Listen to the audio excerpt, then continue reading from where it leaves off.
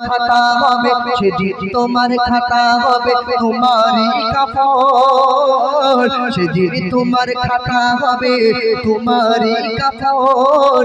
আর মুখের থুতু কালি হবে, আর মুখের থুতু কালি হবে, আঙুল হবে যে কলম।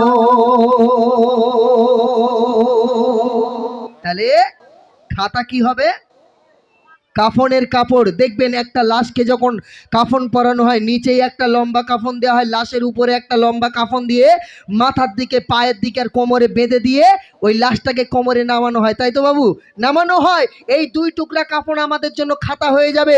এই গালের থুতুটা আল্লাহ কালি বানিয়ে দেবে, এই শাহাদাত আঙুলটা কলম হয়ে যাবে। নিজের আমল সেদিনে কবরে নিজের হাতে লিখতে হবে। কত লোকের জমি ফাঁকি দিয়েছি, আর কত লোকের মারধর করেছি, আর কত ভালো কাজ করেছি, সব লিখতে হবে। লেখা শেষ আমার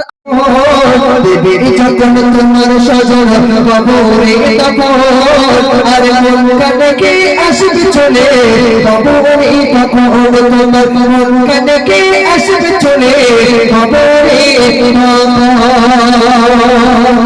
আমাদের দাফন করার পরে কবরে দুটো ফেরেশতা আসবে মন কান ডেকে, আমরা সবাই জানি। তিনটে প্রশ্ন করবো, আমি মনে করি বিরাট ইংরাজি জানি। যেই কবরে এসে জিজ্ঞাসা করবে বলো মান্ডব মুকা, আমি সেই সময় বিরাট টিকটক করি, আমি বড় টিকটকার, আমি সেই সময় hi guys welcome to the কবর, এরকম বলবো। বিরাট মাছ চলবে। কবরে দুটো ফেরেশতা এসে আমাকে ডাকবে, সিরাজুল ইসলাম 50 বছর বেঁচে ছিলে, এই 50 বছর হায়াতে জিন্দেগিতে তুমি কি কি কাজ করেছো লেখো। অবাক হয়ে তাকিয়ে থাকবো আমার কাছে, মানে খাতা কোথায় আর কলম কোথায়? আমাদের মরে যাবার পরে আমাদের কাছে খাতা কলম দেয়?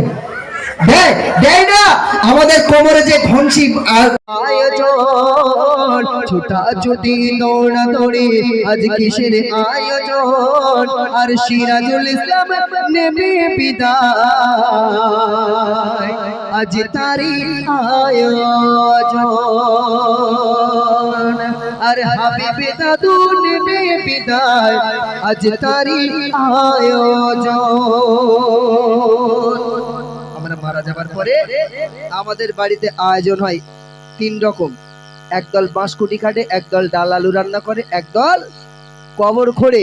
আর মায়েদের কাছে যখন ও ফারিস্তা কোমরে মারো কেন বিরাট লাগে, বলে মনে নেই বিয়ে করে শ্বশুর বাড়িতে 8টি আর গাড়ি লিছিলি, ওই জন্য শালা কিক মেরে দেখতিস কিরম স্টার্ট হচ্ছে।